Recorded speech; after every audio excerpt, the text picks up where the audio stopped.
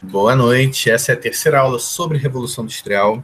A primeira, a gente falou das origens da Revolução Industrial, como ela começa na Inglaterra, o que muda no que tinha antes de tempo de trabalho, maneira de fazer os produtos. Na segunda aula, a gente falou sobre a fábrica, a dinâmica da fábrica, as características de uma produção em série, né? Falamos da produção da matéria-prima, passando pela divisão do trabalho, especialização, chegando ao produto final.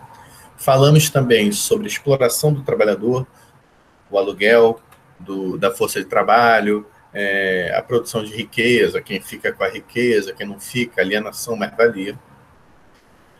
E hoje eu vou falar de dois elementos. Um é algumas instituições disciplinares que são criadas a partir da Revolução Industrial e também da luta dos trabalhadores que vai surgir a partir daí. Bom, vou apresentar para vocês aqui o slide e aí vou comentando sobre, tá? Pode me interromper a qualquer momento com qualquer dúvida. Primeira coisa que eu vou perguntar para vocês, assim que entrar a minha tela, eu quero saber se todos vocês já estão vendo ela, grande, ampla, aí, um título Revolução Industrial, aula 3. Estão vendo?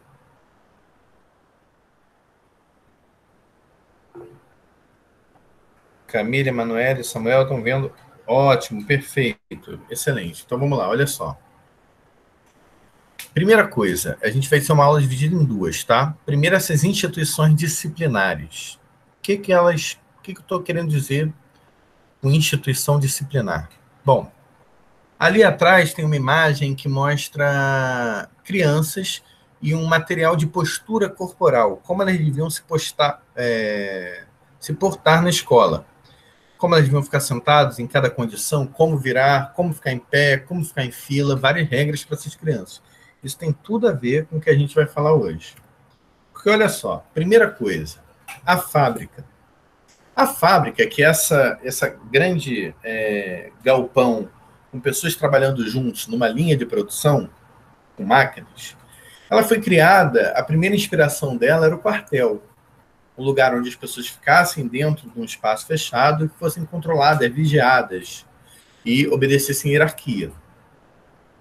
Só que, apesar de ser inspirada numa instituição que já existe, ela vai demandar algumas características novas desse trabalhador.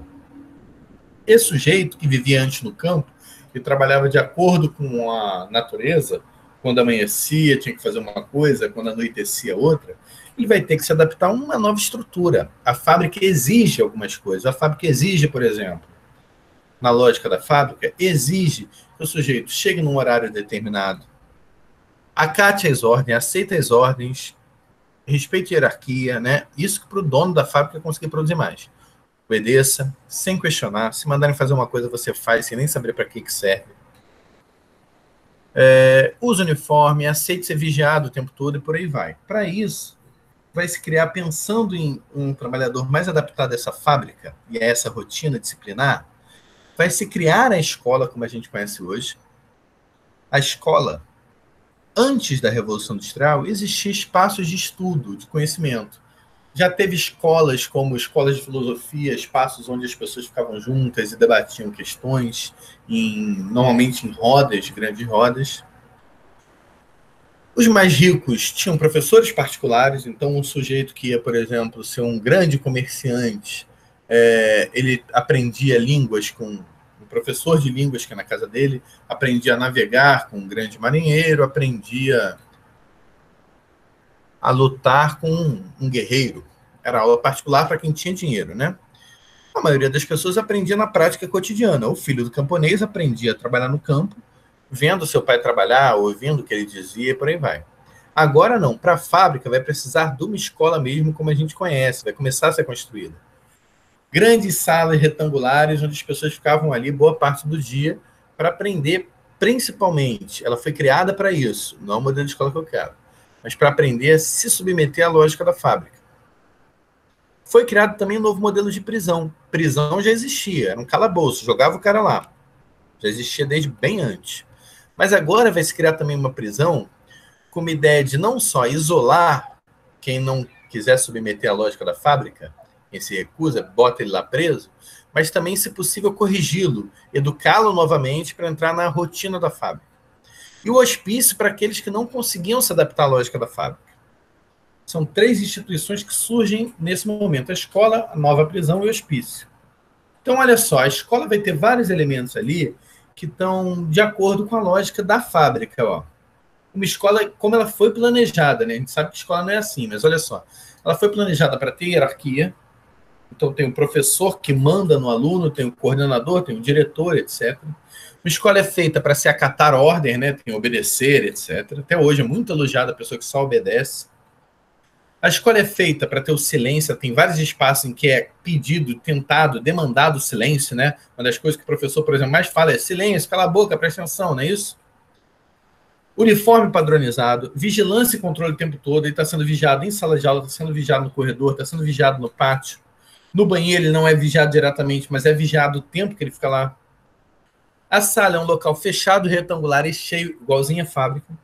Tem que cumprir horários para comer, toca o sinal para a hora de comer, tem a hora de fazer as atividades, trabalhar, e atividades repetitivas e coordenadas. Eu sou contra esse modelo de escola. Eu sou contra uma escola que crie pessoas só submissas, obedientes, sem pensar. Eu quero que vocês pensem criticamente, inclusive discordando de mim. Isso é fundamental saber, tá? Não é para pensar criticamente e pensar o que eu estou pensando. Não, mas é entender a lógica das coisas e conseguir argumentar, né? Dentro de uma concepção, uma ideia bem fundamentada. Mas é fundamental saber que a escola foi criada com esse objetivo. Veja que tudo isso é necessário numa fábrica, né? Hierarquia, ordem, silêncio, uniforme, vigilância, tudo isso. E você conhecendo uma escola, você sabe que tem frestas para enfrentar isso. Por exemplo, silêncio. Se é o objetivo dessa escola aqui, uma escola não é um espaço silencioso. Pelo contrário, é um espaço cheio de gritos, barulhos, conversas, né? Que bom. Aqui é para mostrar esse modelo de fábrica vinculado à escola. Ele está tão presente que ele entrou até numa propaganda da prefeitura. Essa propaganda que está aqui, ela é uma propaganda da Prefeitura do Rio, já faz um tempo, do governo Eduardo Paes, mas não é desse governo não, né? Do governo anterior dele, antes do Crivella. E aí mostra que uma linha de produção, como se fosse uma máquina, e os alunos passando pela linha de produção e falando: nossa linha de produção é simples, construímos escolas, formamos cidadãos e criamos futuro. Essa ideia do aluno como uma peça, uma engrenagem a ser moldada por essa fábrica escolar. Só para mostrar como é visto, muitas vezes, até como uma coisa simpática essa ideia do aluno como uma peça a ser moldada. E aqui é uma música que eu recomendo muito que vocês procurem, quem não conhece, procure esse filme, esse clipe chamado The Wall, O Muro, do Pink Floyd, uma banda sensacional. E essa música que é muito famosa, eles vão falar justamente disso, dessa educação repressora e eles se revoltando contra isso. O clipe mostra bem isso, né? Principalmente a partir do momento que entra a música. A música diz, a principal parte, a mais conhecida: não precisamos de nenhuma educação, não precisamos que nos controlem, nem de sarcasmo em sala de aula. Professores, deixe as crianças em paz. Você deve ter já ouvido essa parte. Né? Hey, teacher, leave the kids alone. Né, disso. Depois fala, no final, tudo é apenas outro tijolo no mundo. No final, você é apenas outro tijolo no mundo. Essa ideia da peça ser moldada para se encaixar naquela ordem. Então, a música crítica é isso. Então, essa ideia de que a escola vai te moldar para se adequar àquela sociedade, àquela fábrica, está presente aqui, nessa música, e está presente vista como uma coisa positiva na propaganda da prefeitura. Olha só para mostrar como essas instituições elas têm em comum. Eu falei que a fábrica foi criada e a partir dela foi criada a escola, um novo modelo de prisão e o hospício. Eu vou ler um texto para vocês, eu quero que vocês me digam depois desse texto se isso se refere a uma escola em tempo integral, a uma prisão desse novo modelo, ou a um hospício, tá? Esse texto é feito por um sujeito chamado Foucault, é uma adaptação de um texto, que é um filósofo, sociólogo, historiador, que pensa essas instituições disciplinares criadas a partir da Revolução Industrial. Tem um livro muito bom dele chamado Vigiar e Punir, muito famoso, que vai falar dessa sociedade de controle, de vigilância e disso aqui. Bom, vou falar aqui, vou ler esse texto, vocês me digam se é uma escola um novo modelo de prisão ou hospício. 7 horas. Centenas uniformizados em fileira, em silêncio. Toca o sinal. Observados por autoridades que podem punir os desobedientes, se dirigem em silêncio para uma sala retangular. Ali eles ficam em fileiras, fazem um trabalho repetitivo em silêncio. As únicas vozes são das autoridades que os observam e dão ordens. Meio-dia, toca o sinal. Ao comando da autoridade, todos se levantam e saem de sala em fileiras, dirigem-se ao refeitório. Sentam-se e se alimentam, sempre vigiados e observados, eu posso complementar. 12:30, toca o sinal. As pessoas uniformizadas se levantam e recebem ordem para voltar às salas retangulares. Voltam às atividades repetitivas e controladas. Aqueles que não acatarem as ordens serão retirados e isolados dos demais em outra sala retangular. 18 horas, toca o sinal. Sob ordem, todos saem de forma silenciosa em fileira. Uma sopa é servida. Poderão agora ir descansar para retornar à rotina no dia seguinte. Pensa nessa lógica aqui e me diz se você acha que ela se refere a um hospício, ao novo modelo de prisão, uma fábrica ou a escola. Estou aguardando aqui a resposta de vocês. Ó, já vi aqui, prisão, hospício, 2 hospícios, 1 prisão. Interessante. Todos vocês... Opa, mais um hospício aqui. Maravilha. 3 hospícios, 1 prisão.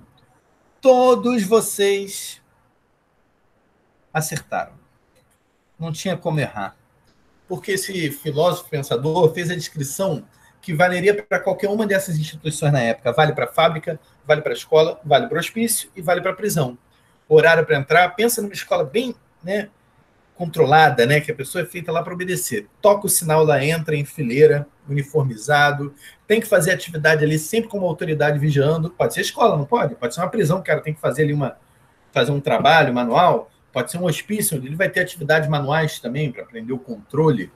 Vai tocar e vai ter horário certinho do almoço, vai ter vigia no almoço, vai ter horário certinho de parar o almoço. Vale na prisão, vale na escola, vale no hospício, vale em todos eles. Né? Então, é um modelo que vale para... Então, tem uma hora que eu boto assim, aqueles que não acatarem as ordens serão retirados e isolados dos demais em outra sala retangular. Pode ser numa prisão solitária, pode ser numa escola ser levado para a sala do diretor, né? Quantas vezes não acontece isso? Retire-se da minha sala, que você está atrapalhando. Vá para aquela outra sala, ser vigiado. E acontecia no hospício também, quando estava alguém fora daquela ordem em sintonia que se esperava ali, retirava daquele espaço e colocava em outro, isolado, uma solitária também, para que não, como era dito, contaminasse os outros. Enfim, é para mostrar como essas instituições têm muito em comum no seu modelo de concepção. Isso daqui é uma provocação, um meme, que tem muito no Facebook, já vi também no Instagram, então botei para vocês para mostrar essa provocação.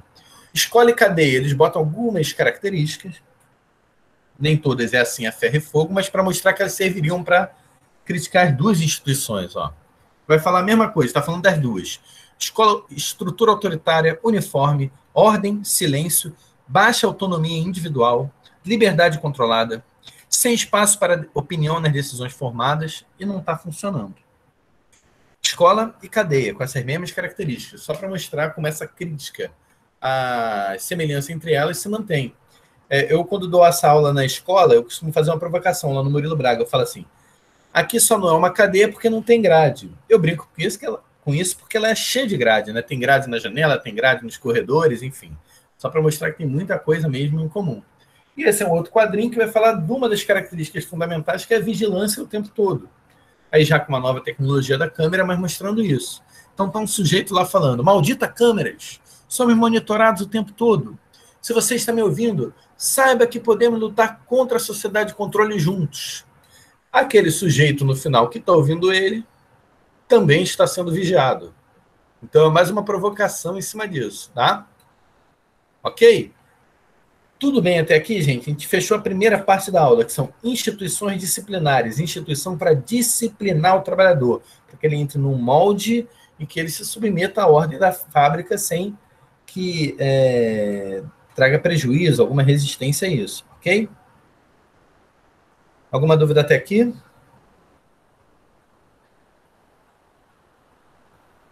Acho que não, né? Então, vamos seguir. Só bota aí alguém, se não tiver dúvida, bota aqui não, só para eu saber que vocês estão me ouvindo, que eu fico com medo às vezes de estar... Valeu, obrigado, Emanuele, que eu fico com medo de estar já travado aqui, eu estou falando para a parede, né? Bom, a segunda parte da aula eu vou falar da luta dos trabalhadores.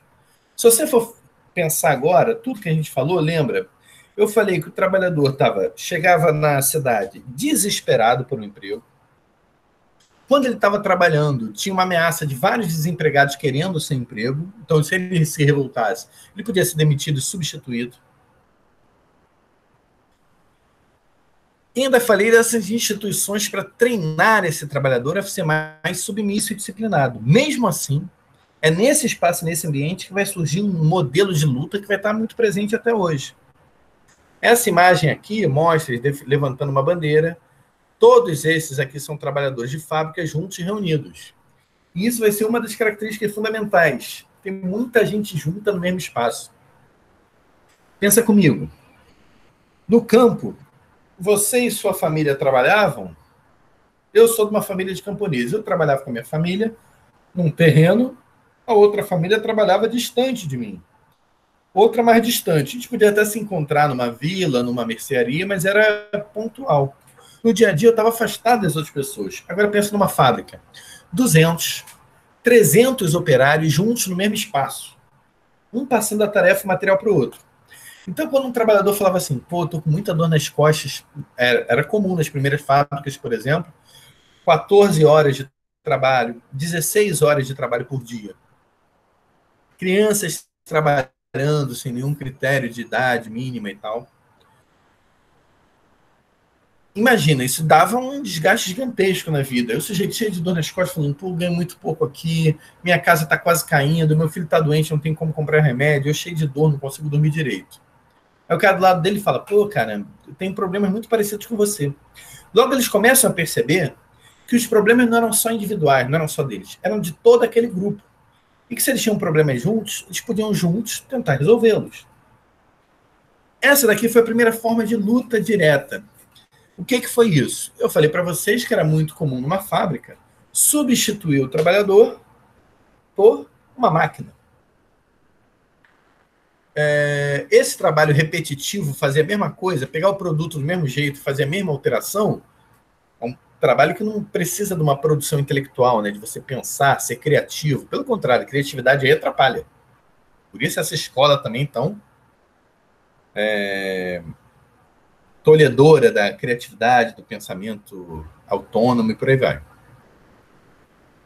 Quando uma máquina substitui esse trabalhador, porque ela consegue fazer esse trabalho, e produz muito mais rápido e muito mais barata, você compra a máquina, depois o gasto de manutenção é muito menor. Ela faz com que vários trabalhadores sejam desempregados. Você perde emprego para uma fábrica, para uma máquina. Então você vai criar aí, um primeiro movimento que surgiu era o ludismo. Tem esse nome por causa de um sujeito que se autodenominava General Lute, que mandava cartas ameaçadoras para a fábrica, dizendo o seguinte, se não tirar as máquinas e contratar novamente trabalhadores, nós vamos invadir e destruir. Algumas máquinas chegaram a ser destruídas.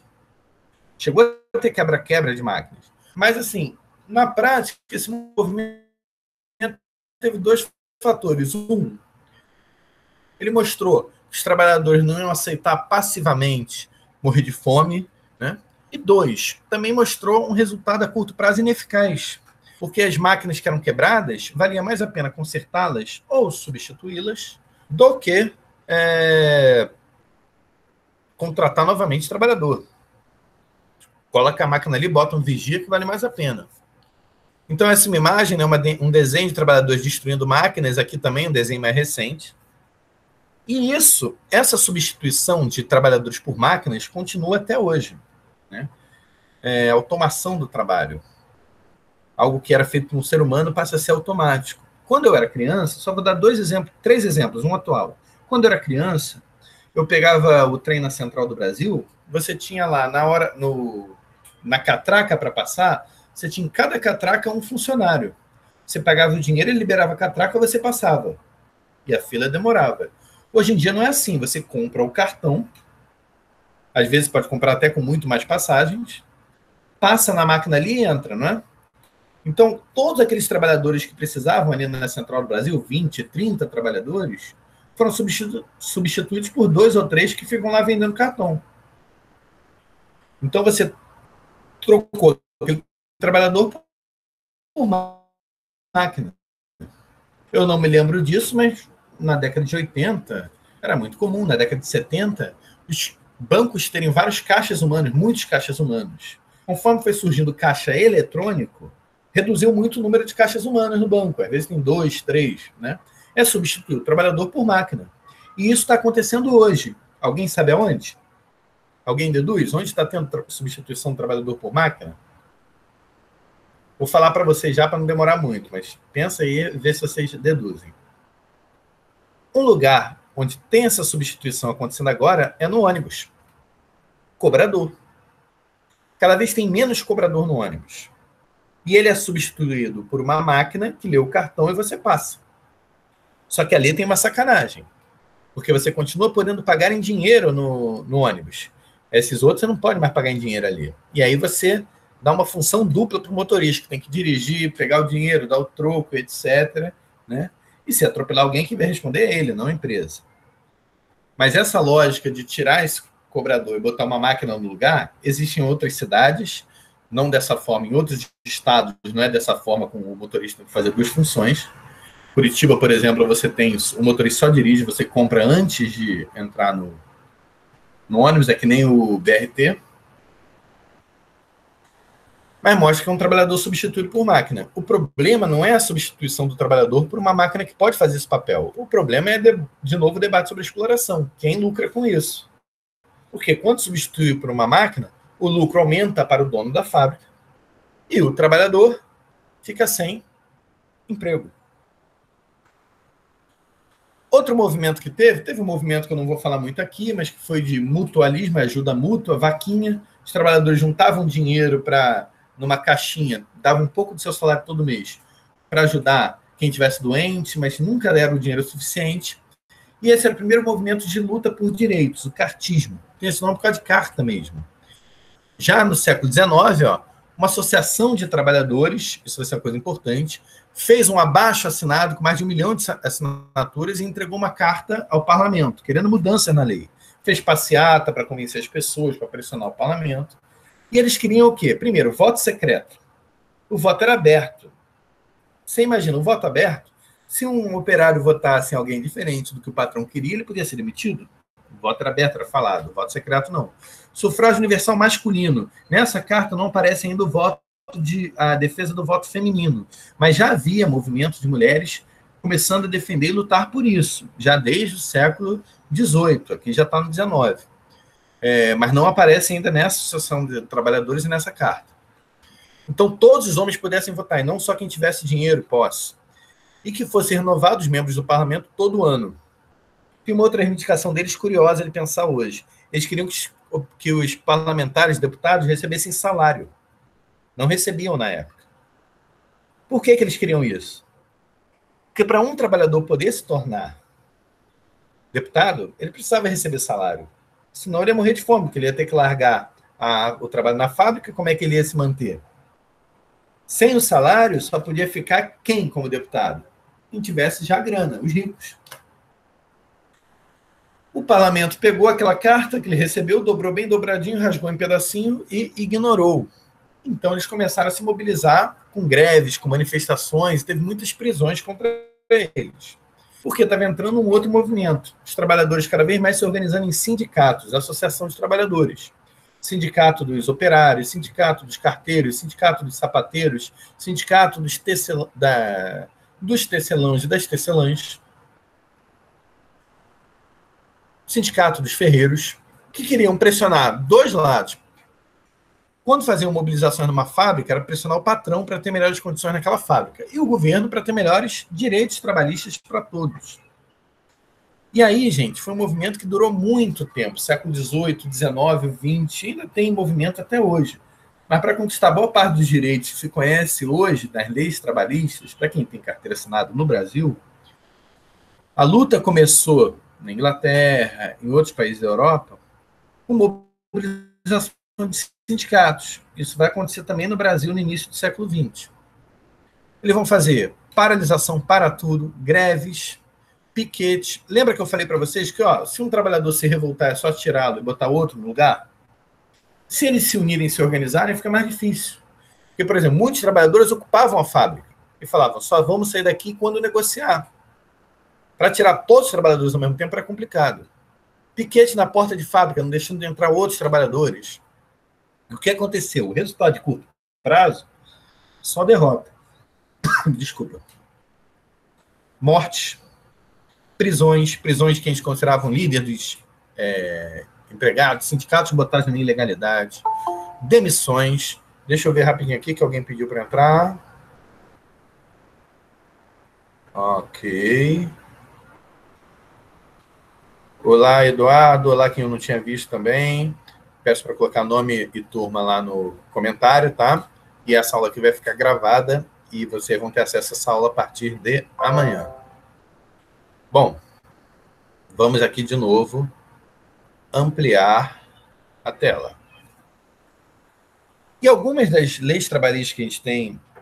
obrigado, Luiz. Algumas das leis trabalhistas que a gente tem até hoje foram conquistadas nesse contexto de greve. Férias remuneradas, 1 mês sem trabalhar, recebendo para isso. Licença saúde, devia estar separado, tá? Eu errei aqui, tá? Tá junto na configuração. Licença saúde, a licença você ficar doente, você poder continuar recebendo enquanto se recupera. Salário mínimo, não poder pagar abaixo do valor. Aposentadoria, a partir de um determinado tempo você poder parar de trabalhar e ser sustentado, ou pela empresa ou pelo governo, era um debate que tinha. Jornada de 8 horas por dia, era uma das reivindicações mais revolucionárias, junto com férias. A gente vai voltar por essa. Lembrando, você tinha fábrica que se trabalhava 14 até 16. Tem um outro caso pontual de fábrica com 20 horas por dia, que é uma coisa inacreditável. 20 horas por dia, trabalhar de 4 da manhã até meia-noite e começar a trabalhar de novo 4 da manhã. Né? Mas isso era pontual. Mas 16 horas, que é muita coisa, era mais comum. 14 horas, 12 horas. Difícil achar abaixo disso nas primeiras fábricas.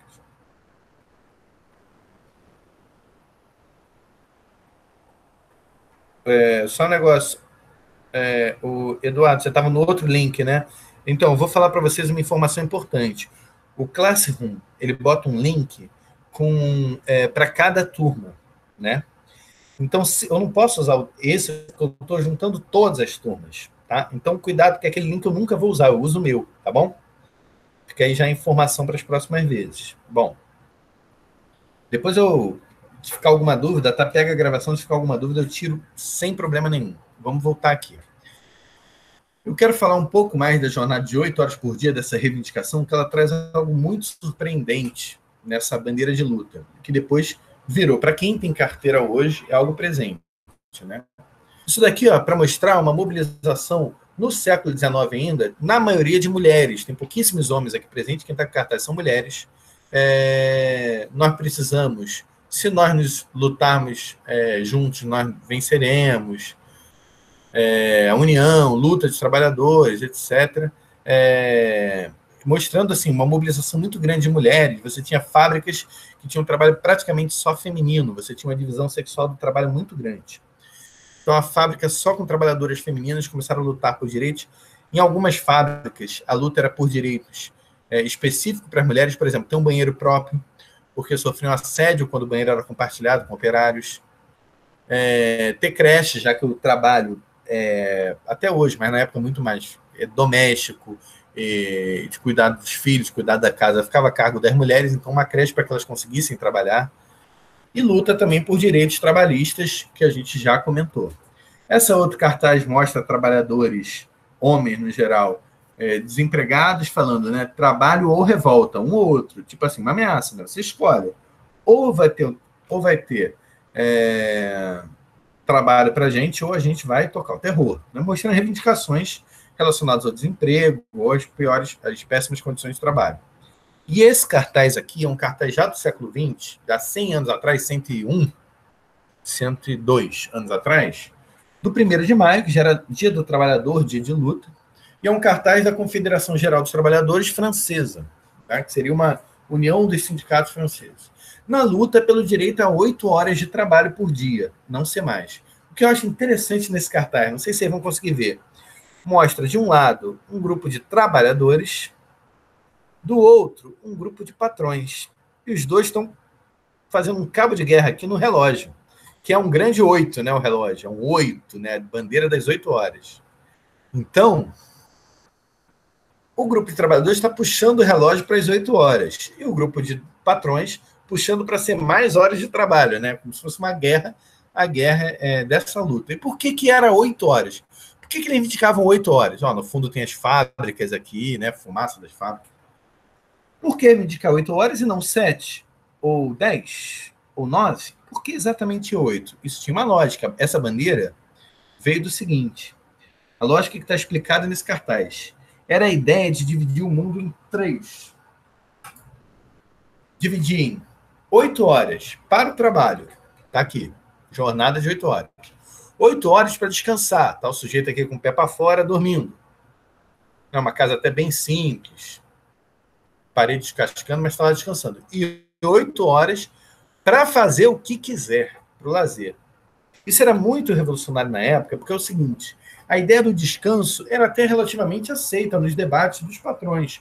Né? Falava assim, olha, uma fábrica de 18 horas por dia não é legal, porque o trabalhador vai ficar muito doente, se ele ficar doente para substituir, tem que explicar tudo de novo para o novo trabalhador, né? Chato, se ele ficar muito cansado e não produz direito.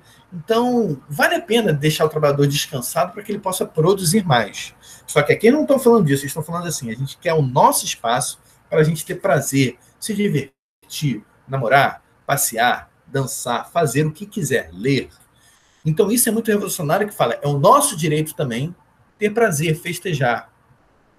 E isso ainda é uma luta, considerar isso um direito ainda é uma luta muito grande. É muito comum falar assim, um absurdo, a pessoa é pobre, não tem dificuldade de conseguir o que comer, chega no aniversário e faz um festão. A pessoa que fala isso não é muito cruel, ela fala assim, você que é muito pobre, não pode festejar, não pode ter prazer, não pode comemorar o seu aniversário. Você tem que guardar, porque você pode ser que você passe fome. Então você vai passar a vida inteira só sobrevivendo sem nenhum prazer. Isso é muito cruel, mas muito presente hoje. Quem nunca ouviu na TV uma mãe familiar, uma mãe desesperada, um irmão desesperado, falando num sujeito que morreu com uma bala perdida, uma bala no meio de um tiroteio, polícia, bandido, ele morreu, e falando para reivindicar ele, olha, ele estava indo para o trabalho, ele estava voltando do trabalho. Muitas vezes, querendo diferenciar, olha, ele é trabalhador, viu? Ok, mas também, né, esse discurso de separação que tenta se fazer, que dá até para a gente problematizar, mas também querendo falar, ele está fazendo uma coisa séria, trabalho, não era lazer, não. Como se ele tivesse morrido na volta de uma festa, essa morte fosse menos dolorosa. Não é, né? É como se fosse uma vergonha o sujeito se divertir, ter prazer. Tem um negócio, um elemento que eu queria falar, que aí já não está nesse quadro, isso aqui é só para mostrar os cartazes e bandeiras de luta, que foram duramente, uma batalha muito longa, e que levou a conquistas muito significativas. Vou parar a apresentação aqui, queria falar para vocês o seguinte. Mas tem uma questão importante aí. Só um negócio aqui atrás, gente, que hoje a minha companheira está dando aula, então eu estou no quarto do meu filho, né? Vocês podem ver aí a decoração, e só para explicar onde é que eu estou hoje, tá? E aí, aquele escritório que eu uso normalmente, ela está dando aula. Só para a gente entender o seguinte, essa luta por direitos trabalhistas é uma luta que não tem fim, porque vai sempre se exigir melhores condições de trabalho. E no Brasil nunca foi uma grande maioria que tivesse carteira assinada. Sempre oscilou entre 50% e 60% dos trabalhadores. Tem muitos trabalhadores informais que não têm acesso a esses direitos. Mas hoje em dia ainda tem um outro fator, né? Que é um debate importante para a gente pensar essas conquistas da Revolução Industrial e do que está acontecendo.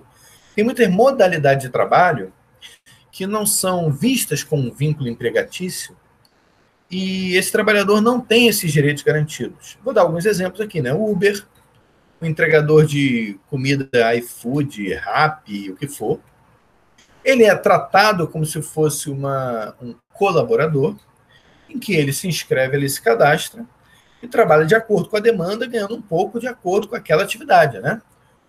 O Uber vai ganhar conforme ele trabalha ali.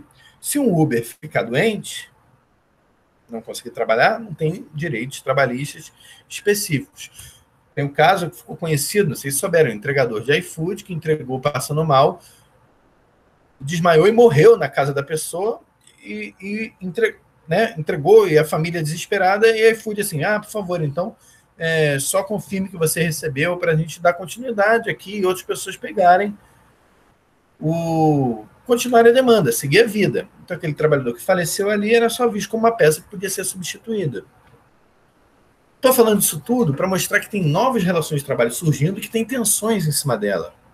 Eu não sei se souberam, ontem teve uma paralisação de entregadores em São Paulo que fecharam ruas, exigindo auxílio emergencial de verdade, não só 150, e exigindo que o governo garantisse que os trabalhadores pudessem ficar em casa recebendo esse valor, sem ter que se arriscar nesse momento de 300 mil mortes, etc. E o Eduardo lembrou aqui o que eu ia falar agora. Muito bom. Nesse momento, há poucos dias, você leu isso recentemente, os trabalhadores do Uber conseguiram direitos trabalhistas. Direito de garantir uma jornada mínima, salário mínimo, licença saúde, vários direitos que têm os outros trabalhadores, perceberam, a justiça considerou, na verdade, que aquela relação era uma relação de vínculo empregatício. Por quê? O que eles vendem é que aquele sujeito é empreendedor. Ele está agindo por conta própria, trabalhando, ganhando seu dinheiro. É uma falsidade. A ideia, mesmo para quem defende uma ideia de o empreendedor que vai se superar, etc., isso não é empreendimento. O que é empreendedor? É um sujeito que tem um capital, um dinheiro, investe numa empresa, num projeto dele, numa produção de material, e vai correr o risco ali, as vantagens do lucro dentro dessa competição de empresas. Mesmo para quem defende, vai dizer isso. O sujeito do Uber, ele não está criando uma empresa, um produto, ele está cumprindo uma tarefa de acordo com a demanda que é apresentada pela Uber, que vai dizer quanto ele vai ganhar, inclusive, né? Que vai dizer qual a próxima tarefa dele, ele vai poder escolher dentro do que está ali. Se ele ficar vetando, rejeitando um monte de viagem que ele não quer, ele não vai ser selecionado para as outras. Então, é uma relação bem mais complexa e não é essa relação de empreendedores, né? Não é ninguém que está criando uma empresa, enfim. Mas é só para mostrar que a sociedade é complexa, ela sempre se transforma, e essa luta por direitos trabalhistas, presente na Revolução Industrial, se mantém até hoje. Ok, gente? Ficou alguma dúvida? A gente falou hoje sobre sociedade, instituições disciplinares, uma sociedade de controle, escola, prisão, hospício, similares à fábrica e moldando para a fábrica. E a gente falou hoje da luta dos trabalhadores a partir da Revolução Industrial, os trabalhadores principalmente das fábricas. Rolou alguma dúvida aí de vocês que estão, ora, assistindo?